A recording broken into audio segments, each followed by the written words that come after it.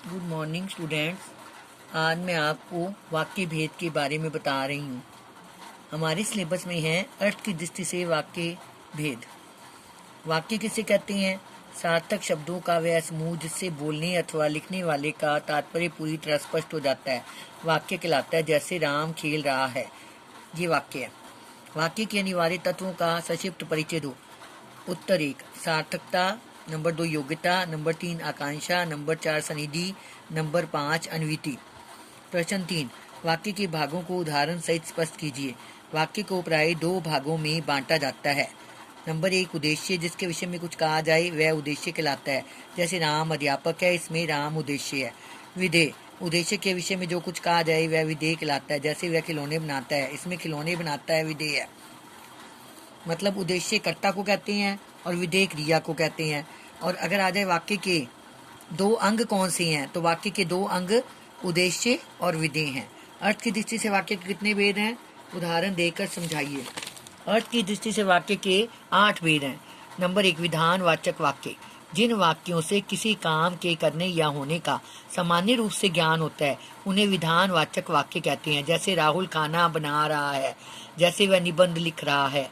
निषेध वाचक वाक्य, जिन वाक्यों से काम के न होने का बोध हो उन्हें निषेध वाचक वाक्य कहते हैं। जैसे मैं कल दिल्ली नहीं जाऊंगा, मैं कल स्कूल नहीं जाऊंगा। विस्मय वाचक वाक्य, जिन वाक्यों से विस्मय, हर्ष, घृणा, शोक आदि मनोभावों का बोध होता है उन्हें विस्मय वाचक वाक्य कहते हैं। जैसे वाह कितना सुंदर दृश्य है, हाय वह मर गया। ये विस्मय वाचक वाक्य हैं। संदेह वाचक वाक्य, जिन वाक्यों से शंका, संभावना आदि का बोध होने संदेह वाचक वाक्य कहते हैं। जैसे शायद आज वर्षा हो, शायद वह मेरे घर आए। आज्ञावाचक वाक्य, जिन वाक्यों में आज्ञा, अनुमति, आदेश, उपदेश दिया जाए उन्हें आज्ञावाचक वाक्य कहते हैं।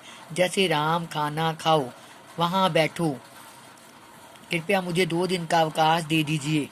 संकेतवाचक वाक्य, जिन वाक्यों में किसी शर्त या 2 क्रियाओं की परस्परता का संकेत हो उन्हें संकेतार्थक वाक्य कहते हैं या संकेतवाचक वाक्य कहते हैं। यदि वह पढ़ता तो पास हो जाता,